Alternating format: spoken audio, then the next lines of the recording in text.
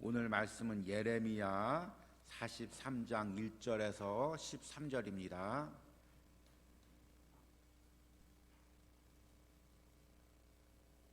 예레미야 43장 1절에서 13절 우리 한 목소리로 읽겠습니다.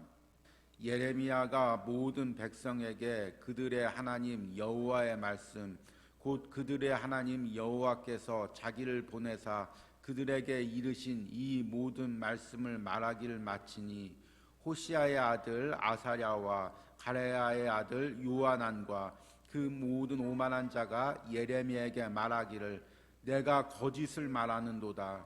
우리 하나님 여호와께서 너희는 애굽에서 살려고 그리로 가지 말라고 너를 보내어 말하게 하지 아니하셨느니라. 네레야의 아들 바룩이 너를 부추겨서 우리를 대적하여 갈대아 사람의 손에 넘겨 죽이며 바벨론으로 붙잡아가게 하려 함이라. 이에 가레야의 아들 요하난과 모든 군 지휘관과 모든 백성이 유다 땅에 살라 하시는 여호와의 목소리를 청종하지 아니하고 가레야의 아들 요하난과 모든 군 지휘관이 유다의 남은 자 곧 쫓겨났던 여러 나라 가운데서 유다 땅에 살려하여 돌아온 자 남자와 여자와 유아와 왕의 딸들과 사령관 느부사라단이 사반의 손자 아이감의 아들 그다라에게 맡겨둔 모든 사람과 선지자 예레미야와 네리야의 아들 바룩을 거느리고 애굽 땅에 들어가 다바네스에 이르렀으니 그들이 여호와의 목소리를 순종하지 아니함이로라. 다바네스에서 여호와의 말씀이 예레미야에게 임하여 이르시되 너는 유다 사람의 눈 앞에서 내 손으로 큰 돌을 여러 개를 가져다가 다바네스에 있는 바로의 궁전 대문의 벽돌 쌓은 축대의 진흙으로 감추라. 그리고 너는 그들에게 말하기를 만군의 여호와 이스라엘 하나님께서 이와 같이 말씀하시되 보라 내가 내 종 바벨론의 느부갓네살 왕을 불러오리니 그가 그의 왕자를 내가 감추게 한 이 돌들 위에 놓고 또 그 화려한 큰 장막을 그 위에 치리라. 와서 애굽의 땅을 치고 죽일 자는 죽이고 사로잡는 자는 사로잡고 칼로 칠 자는 칼로 칠 것이라. 내가 애굽 신들의 산당을 불지르리라. 느부갓네살이 그들을 불사르며 그들을 사로잡을 것이요 목자가 그의 몸에 옷을 두름같이 애굽 땅을 자기 몸에 두르고 평안히 그곳을 떠날 것이며 그가 또 애굽 땅 벳세메스의 석상들을 깨뜨리고 애굽 신들의 산당들을 불사르리냐 하셨다 할지니라 하시니라. 아멘.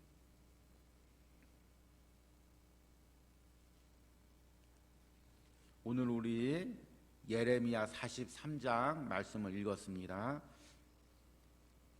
저는 이 예레미야 말씀을 묵상하면서 하나님께서 이 예레미야를 통하여 끊임없이 유다 백성들과 왕과 고관들에게 그 말씀하시는 내용들을 묵상하게 됩니다.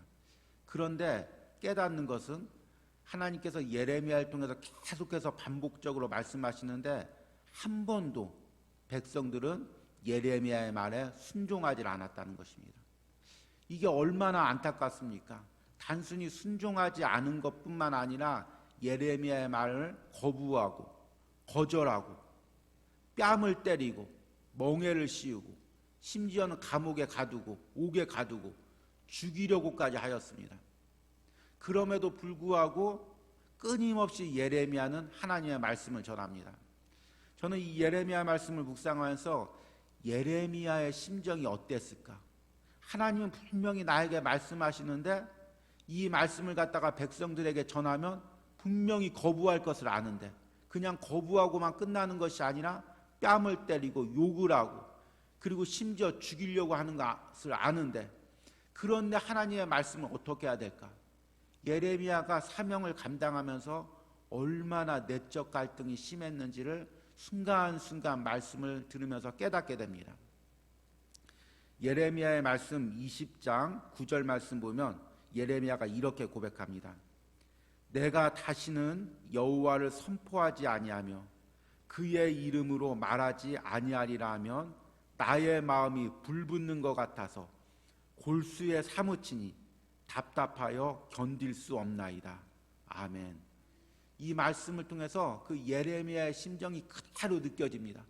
이제 하나님 말씀 전하지 않아야지. 전해봤자 거부만 당하니까 전하지 말아야지. 그러면 하나님께서 그 마음을 답답하게 하고 심장을 끓게 해서 말씀을 전하지 않을 수 없도록 그 마음을 감동시키는 것입니다. 그러면 예레미야가 또 거절당할 줄 알고 또 욕먹을 줄 알고 그러고도 하나님의 말씀을 전합니다. 오늘 읽은 말씀에도 그런 예레미야의 마음이 그대로 느껴지는 내용이 나옵니다. 어제 말씀에 요한안과 백성들이 애굽으로 내려가기 전에 예레미야에게 이것이 하나님의 뜻인지를 묻습니다. 그래서 예레미야가 10일 동안 하나님의 응답을 기다립니다. 저는 이 10일이라는 것이 단순히 하나님의 응답을 기다리는 기간일 뿐 아니라 예레미야가 내적으로 갈등한 시간이라고 생각합니다. 하나님의 말씀이 전해졌는데 과연 이것을 요한안과 백성들에게 전해야 될까? 전하면 나라가 멸망하기 전에 왕과 백성들처럼 분명히 말씀을 거부하고 욕하고 심지어는 죽이려고 할 텐데 그럼에도 하나님의 말씀을 전해야 될까? 얼마나 기도하고 하나님 앞에 몸부림쳤겠습니까? 그럼에도 하나님 감동 주시니까 어제 말씀에 담대하게 애굽으로 내려가지 말아라. 내려가면 거기서 죽으리라. 담대하게 이야기합니다. 그런데 오늘 말씀해 보니까 그 말씀을 들은 예레미야의 예언을 들은 백성들과 요한안의 반응이 나옵니다. 첫 번째 말씀은 철저하게 말씀에 대해서 거부하는 것입니다. 1절 말씀 보니까 예레미야가 모든 백성에게 그들의 하나님 여호와의 말씀 곧 그들의 하나님 여호와께서 자기를 보내사 그들에게 이르신 이 모든 말씀을 말하기를 마치니 2절부터 이제 요한안과 백성들의 반응이 나옵니다. 호사야의 아들 아사랴와 가레야의 아들 요한안과 모든 오만한 자가 예레미야에게 말하여 이르기를 내가 거짓을 말하는도다. 우리 하나님 여호와께서 너희를 애굽에 살려고 그리로 가지 말라고 너를 보내어 말하게 하지 아니하셨느니라. 이는 네리야의 아들 바룩이 너를 부추겨 우리를 대적하며 갈대아 사람의 손에 넘겨 죽이며 바벨론으로 붙잡아가게 하려 함이라. 이에 가레야의 아들 요한안과 모든 군지관과 모든 백성이 유다 땅에 살라 하시는 여호와의 목소리를 순종하지 아니하고. 이들의 반응은 2절 말씀 보니까 첫 번째가 내가 거짓을 말하는도다. 하나님의 말씀을 예레미야가 그토록 고민하고 기도하고 몸부림치면서 받은 하나님의 말씀을 거짓말이라고 폄하하는 것입니다. 두 번째는 우리 하나님 여호와께서 너희는 애굽에 살려고 그리로 가지 말라고 너를 보내어 말하게 하지 아니하셨느니라. 다른 말로 쉽게 번역하면 하나님께서 그렇게 말할 뿐이 아니다. 그러니까 주의 종이 기도하면서 하나님께 받은 말씀을 무시하고 하나님이 그렇게 말하실 뿐이 아니다. 너보다 내가 더 하나님 말씀을 잘한다. 그런 의미인 것입니다. 얼마나 예레미야가 마음에 상처를 입고 모욕감을 느꼈을까요? 그런 다음에 세 번째는 3절 말씀 보니까 네리야의 아들 바룩이 너를 부추겨 우리를 대적하여. 이 말씀은 네가 하나님께 받은 말씀이 아니라 바룩이 너를 부추겨서 전하게 한 말씀이다. 그리고 심지어 네 번째는 갈대아 사람의 손에 넘겨 죽이며 바벨론으로 붙잡아가게 하렵니다. 우리를 갖다가 여기 남아서 갈대아 사람에게 붙잡아가게 하고 죽이려고 네가 계획한 말씀이다.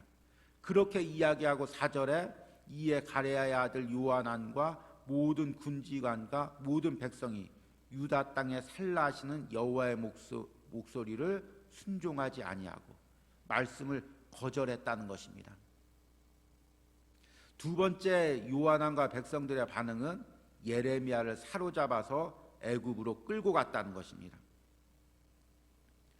5절 말씀 보니까 가레의 아들 요한안과 모든 군지관이 유다의 남은 자 곧 쫓겨났던 여러 나라 가운데에서 유다 땅에 살려하여 돌아온 자 곧 남자와 여자와 유아와 왕의 딸들과 사령관 느부갓네살이 사반의 손자 아이감의 아들 그다랴에게 맡겨둔 모든 사람과 선지자 예레미야와 네리야의 아들 바둑을 거느리고 애굽 땅에 들어가 다바네스에 이르렀으니 그들이 여호와의 목소리를 순종하지 아니함이로라. 6절 끝부분에 보니까 선지자 예레미야와 네리야의 아들 바룩을 거느리고라고 나옵니다.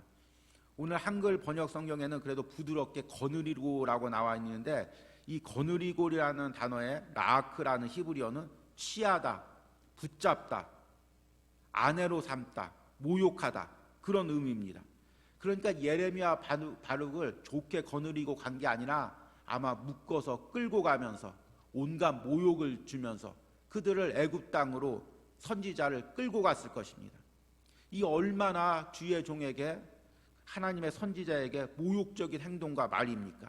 그럼에도 불구하고 예레미야는 이 모든 것을 감당하고 오늘 말씀에 보니까 애굽 땅에 이르러서도 하나님의 말씀을 전하는 것을 보게 됩니다. 이 애굽 땅이 바벨론 왕에 의해서 점령당할 것을 상징적으로 보여주게 됩니다. 이 말씀을 묵상하면서 저는 어떤 마음이 드냐면, 이스라엘 백성들이 이 요한안이 왜 하나님의 말씀을 거부했을까? 그렇게 어려움을 당하고도 나라가 멸망하고 예루살렘 성전이 불타고 이제 조금 남아서 겨우 하나님의 은혜를 받았는데 왜 하나님의 말씀을 거부했을까? 그 마음이 들게 되었습니다. 그런 의문점이 들게 되었습니다. 그런데 그 답이 2절 말씀에 나옵니다. 호사야의 아들 아사라와 가랴의 아들 요하난과 모든 오만한 자가, 그러니까 이 백성들과 지도자들을 오늘 말씀에 뭐라고 표현하냐면 모든 오만한 자. 오만하다는 것은 히브리어의 제드라는 단어인데요, 거만함, 주제넘음, 가장 강력하게 쓰이는 단어가 교만함. 이 단어가 어디에 쓰이냐면 하나님의 말씀을 거부하는 세상 사람들에게 쓰입니다, 성경에서는. 그러니까 이 오만한 사람들의 특징은 뭐냐면 말씀을 거부하는 것입니다. 단순히 말씀을 거부하는 것뿐만 아니라 말씀이 나의 죄를 지적하면 그 말씀을 전한 사람까지 또 대적하고 죽이려고 하는 그런 마음입니다. 그것이 바로 오만한 마음이고 교만한 마음입니다. 이 말씀을 묵상하면서 오죽했으면 하나님께서 이스라엘을 멸망하게 하고 예루살렘 성전을 불태웠겠습니까? 그 당시에 하나님을 믿는 민족이라고는 전 세계에 이스라엘 민족밖에 없었습니다. 그리고 하나님의 성전은 예루살렘 성전밖에 없었습니다. 그런데 오죽하면 하나님께서 이스라엘 백성들을 바벨론의 포로로 끌려가고 오죽하면 하나밖에 없는 성전을 불타게 했겠습니까? 얼마나 교만하고 얼마나 하나님 말씀을 거절하고 선지자들의 말씀을 얼마나 무시하고 조롱했으면, 여러 번 하나님을 그렇게 반역했으면 하나님께서 오죽하면 그 하나밖에 없는 당신의 백성들을 포로로 끌려가게 하고 오죽하면 하나님 하나밖에 없는 성전을 불타게 했겠습니까?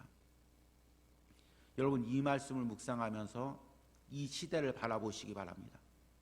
오죽하면 하나님께서 코로나를 보내서 이렇게 예배를 못 드리게 하는 상황, 이렇게 교회가 핍박받는 상황, 이렇게 믿는 자들이 욕먹는 상황, 이런 상황을 만들었겠습니까? 오죽하면 이게 어떻게 상상이나 할 수 있었던 일이었겠습니까?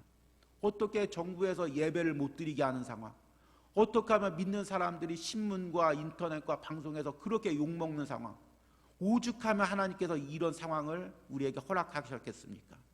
우리가 얼마나 교만했으면, 우리가 얼마나 하나님의 말씀을 거절했으면, 그랬으면 하나님께서 어떻게 오죽하면 이런 상황을 우리에게 만드셨겠습니까?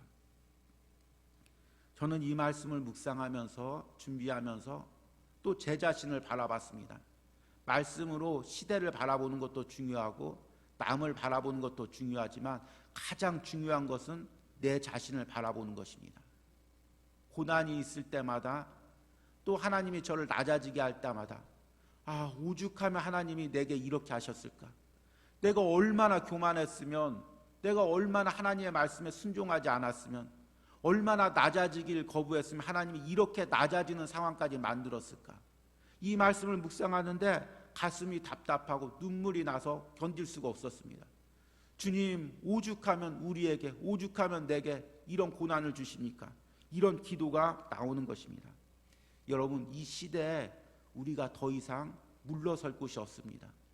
여러분, 이 상황에서 어떻게 물러섭니까? 이스라엘 백성들은 나라가 멸망하고 예루살렘이 불태우고 성전이 무너지고 그리고 포로로 끌려가고 도저히 물러설 곳이 없습니다. 그럼에도 불구하고 하나님의 말씀을 거부하고 애굽 땅에 내려가는 그 모습을 봅니다. 그러나 우리는 더 이상 물러설 곳이 없습니다. 여기서 우리가 더 낮아지지 않으면, 여기서 하나님의 말씀을 순종하지 않으면 어떤 일이 일어날지 우리가 알 수가 없습니다. 여러분, 정말 이 시대에는 우리가 절박한 마음으로 하나님에게 철저하게 순종하는 은혜가 있길 바랍니다. 하나님의 말씀에 철저하게 낮아지는 은혜가 있길 바랍니다. 단순히 우리 그리스도인 전체만 볼 게 아니라 내 자신을 보고도 정말 이 시대 이제 내가 낮아져야지, 이제 내 교만을 깨트려야지, 하나님 앞에 정말 납작 엎드려야지, 그렇게 고백하며 기도하시는 은혜가 있길 바랍니다. 말씀을 듣는 우리 성전에 있는 성도님들과 또 영상으로 보는 우리 성도님들, 정말 이 말씀을 깨닫고 그동안 내가 교만했던 부분들이 있다면, 하나님의 말씀을 순종하지 못했던 부분들이 있다면, 내 죄가 지적당할 때마다 교만해서 받아들이지 못했던 부분들이 있다면 그 부분을 깨닫고 철저하게 회개하며 기도하는 시간을 가지기를 간절히 소망합니다. 우리 기도하겠습니다. 하나님, 오늘 말씀을 묵상하며 하나님께서 오죽하면 이스라엘 백성들에게 이런 고난을 허락하셨는지 깨닫게 됩니다. 그리고 그 이스라엘의 시대의 모습을 이 시대의 모습과 비교해서 보게 됩니다. 하나님, 오죽하면 우리에게 이런 코로나라는 고난을 주셔서 교회가 어려움을 당하고 믿는 성도들이 조롱당하는 상황을 허락하셨습니까? 우리가 얼마나 교만했으면, 얼마나 하나님의 말씀을 거절했으면, 하나님께 온전히 예배드리지 못했으면 하나님께서 이런 상황을 허락하셨겠습니까? 이 시대 가운데 이제 우리가 겸손해지기를 원합니다. 낮아지기를 원합니다. 말씀에 순종하기를 원합니다. 하나님 앞에 납작 엎드려서 하나님께 기도하기를 원합니다. 주여, 우리를 살려주시옵소서. 주님, 우리를 구원하여 주시옵소서. 하나님, 이 나라와 교회와 성도들 버리지 말아 주시옵소서. 우리가 납작 엎드려서 하나님께 기도하기를 원합니다. 내 자신을 바라보기를 원합니다. 주여, 내가 교만했습니다. 주님, 내가 말씀에 순종하지 못했습니다. 주여, 내가 주님 앞에 납작 엎드리지 못했습니다. 깨닫고 더 기도할 수 있는 은혜를 우리에게 허락하여 주시옵소서. 성전에서 기도하는 심령들, 골방에서 기도하는 심령들 주님께서 만져주시고 위로해 주시고 다시금 말씀 붙들고 일어날 은혜를 허락하여 주시옵소서. 이 새벽에 기도한 심령들을 주님 축복하여 주시고, 이름 없이 감사헌금 드린 심령을 주님께서 축복하여 주시고, 그 기도의 모든 소원들을 하나님께서 응답하여 주시고 들어주시기를 간절히 원합니다. 예수님의 이름으로 기도했습니다. 아멘.